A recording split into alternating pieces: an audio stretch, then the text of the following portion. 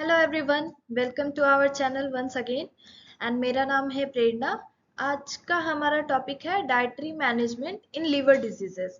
Like किसी भी तरीके का लिवर इम्पेयरमेंट हो रहा है या फिर कोई भी स्टेज है लिवर डिजीज का, तो उन सारे स्टेजेस में हम किस तरीके का डाइटरी मैनेजमेंट कर सकते हैं, किस तरीके का डाइटरी इंटरवेंशन करना चाहिए और कैसे हम लिवर डिजीज को कंट्रोल कर सकते हैं या मैनेज कर सकते हैं डाइट के through. Malnutrition is predominant in liver diseases, and it can be related to a number of factors like decreased intake of food, impaired digestion or malabsorption, increased energy needs, insufficient protein synthesis, accelerated protein breakdown, and increased protein oxidation. So, liver diseases में malnutrition बहुत ज़्यादा prevalent होता है और ये बहुत सारे factors के चलते हो सकता है, जैसे कि फूड इंटेक कम हो जाता है और डाइजेशन इम्पेयर्ड हो जाता है, डाइजेशन सही से नहीं हो पाता है। अगर खाना डाइजेस्ट हो भी रहा है तो वो सही से एब्जॉर्ब नहीं हो पा रहा है बॉडी में। एनर्जी की नीड्स इंक्रीज हो जाती हैं और जो प्रोटीन का बनना होता है वो इनसफिशिएंट हो जाता है, प्रोटीन ज़रूरत से कम बनता है और प्रोटीन ब्रेकडाउन एक्सेलरेट हो जाता है। ब्रेकडाउन जो प्रोटीन का है वो बढ़ जाता है और प्रोटीन का ऑक्सीडेशन बढ़ जाता है। अब फूड इंटेक डिक्रीज क्यों हो जाता है? It is generally due to anorexia, nausea and vomiting, unpalatable diet, drugs used. ठीक है, जो भी ड्रग्स हम यूज करते हैं लिवर डिजीजेस में, उसके चलते एनोरेक्सिया हो सकता है, नोजिया होता है, वॉमिटिंग होने के चांसेस होते हैं, वॉमिटिंग हो जाती है। और अगर खाना बहुत अच्छा ना हो तो इसके चलते जो फूड का इंटेक है वो कम हो जाता है। और ड्रग्स के यूज से भी जो टेस्ट होता है, टेस्ट बड होते हैं वो अच्छे नहीं होते हैं, सही से काम नहीं कर पाते, टेस्ट बड्स नम हो जाते हैं। Impaired digestion and absorption could also result due to pancreatic insufficiency. Pancreas ठीक से नहीं काम कर रहा है, इसके चलते डाइजेशन इम्पेयर्ड हो जाता है या सही से खाना एब्जॉर्ब नहीं हो पाता है। Bile salt deficiency, impaired absorption. Bile salt की डिफिशियंसी अगर होती है तो उससे एब्जॉर्प्शन सही से नहीं हो पाता है और एनर्जी रिक्वायरमेंट बढ़ जाती है और इनसफिशिएंट प्रोटीन सिंथेसिस होता है। जितना प्रोटीन का सिंथेसिस होना चाहिए उतना प्रोटीन सिंथेसाइज नहीं हो पाता है। तो इन सारी चीजों को कवर अप करने के लिए हम क्या कर सकते हैं, और वही है हमारा डाइटरी मैनेजमेंट का गोल, कि हम डाइटरी मैनेजमेंट करके किस तरीके से इन सारी चीजों को कवर कर सकते हैं। मेंटेन एडिक्वेट न्यूट्रिशन, हमें सही से न्यूट्रिशन लेना चाहिए, सही से खाना खाना चाहिए। ब्रेकडाउन, प्रोटीन का जो ब्रेकडाउन है बॉडी टिश्यूज में, उसको रोकना चाहिए, कोशिश करना चाहिए उसे कंट्रोल करें।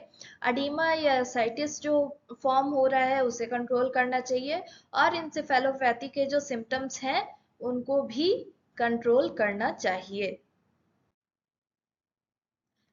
An increased carbohydrate, increased protein and moderate fat diet is advised.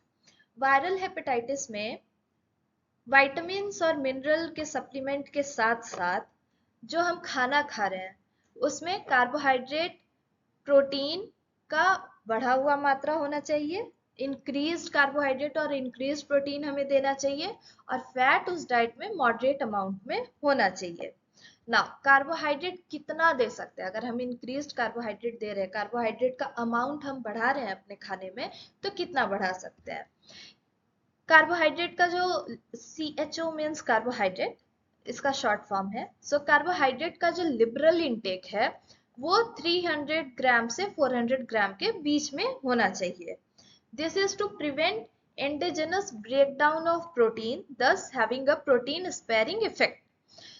हम सब जानते हैं कि कार्बोहाइड्रेट का मेन काम होता है एनर्जी प्रोवाइड करना, देन फैट का। एंड अगेन हमारे बॉडी को अगर कार्बोहाइड्रेट और फैट नहीं मिल रहा है तो जो प्रोटीन होता है, प्रोटीन जो हमारी बॉडी में अवेलेबल है, वो अपने बाकी सारे काम को सेकेंडरी करके और वो एनर्जी प्रोवाइड करने का काम करता है बॉडी को, जिसे हम प्रोटीन स्पेयरिंग एक्शन कहते हैं। तो अगर हम कार्बोहाइड्रेट लिबरल अमाउंट में लेंगे तो उससे क्या होगा कि जो प्रोटीन का ब्रेकडाउन है, अननेसेसरी प्रोटीन का ब्रेकडाउन है, स्पेशली फॉर एनर्जी प्रोडक्शन, वो रुक जाएगा। Increase the intrahepatic glycogen stores, intrahepatic जो ग्लाइकोजन स्टोर्स होते हैं वो बढ़ेंगे। इससे क्या होगा कि फंक्शनिंग और लीवर का जो प्रोटेक्शन है वो बढ़ेगा इन्फेक्शियस एजेंट के विरुद्ध। अब प्रोटीन हमें कितना लेना चाहिए अपने डाइट में? मॉडरेट अमाउंट में प्रोटीन लेना चाहिए, ताकि N2 मीन्स नाइट्रोजन, जो निगेटिव नाइट्रोजन बैलेंस है हमारे बॉडी में बन रहा है लिवर डिजीज के चलते या इन्फ्लेमेशन के चलते, वो कंट्रोल हो सके। वरना ये जो नेगेटिव नाइट्रोजन बैलेंस है वो हाइपोप्रोटीनीमिया कॉज करता है। सो प्रोटीन का अमाउंट कितना होना चाहिए? 1.5 to 2 grams per kg body weight, ideal body weight, actually IBW is ideal body weight, protein recommended होता है। और हम सप्लीमेंट्स ले सकते हैं हाई प्रोटीन बेवरेजेस का, जो कि 2 मील के बीच में हम इजिली ले सकते हैं। नाउ कमिंग टू फैट, कि फैट का हमें कितना मात्रा लेना चाहिए अपने डाइट में और लेना भी चाहिए या नहीं। बट लिवर डिजीज में हम फैट को पूरी तरीके से रिस्ट्रिक्ट नहीं कर सकते हैं। क्यों? क्योंकि इससे खाना प्लेटेबल नहीं लगता है।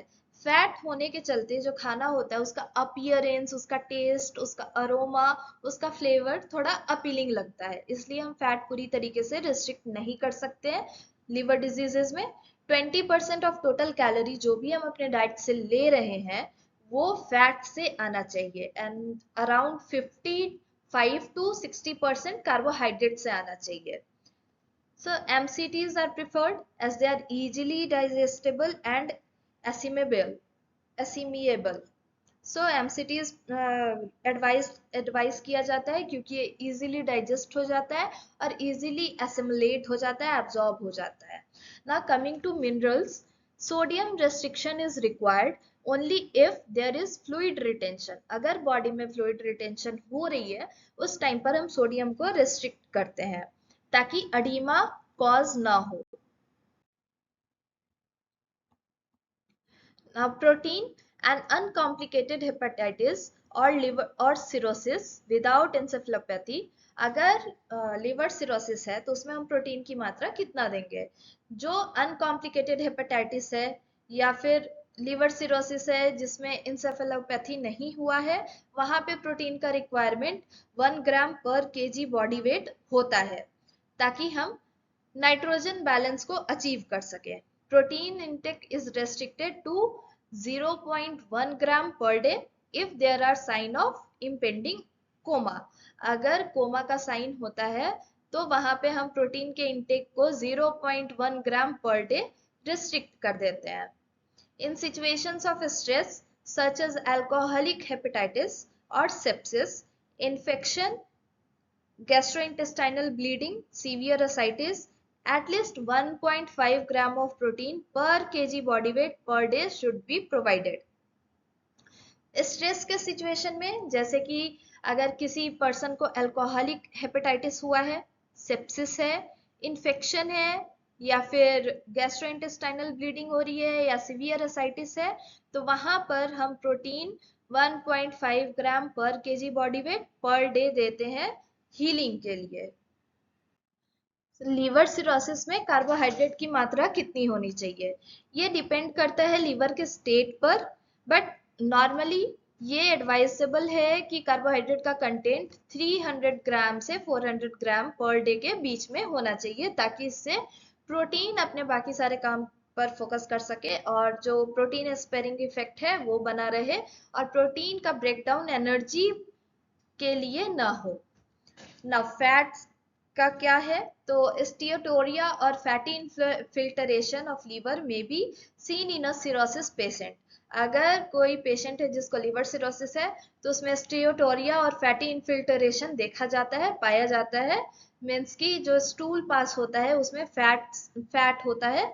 सो thus a moderate intake with the substitution of medium chain triglycerides, MCTs, may prove to be effective in reducing malabsorption of fat.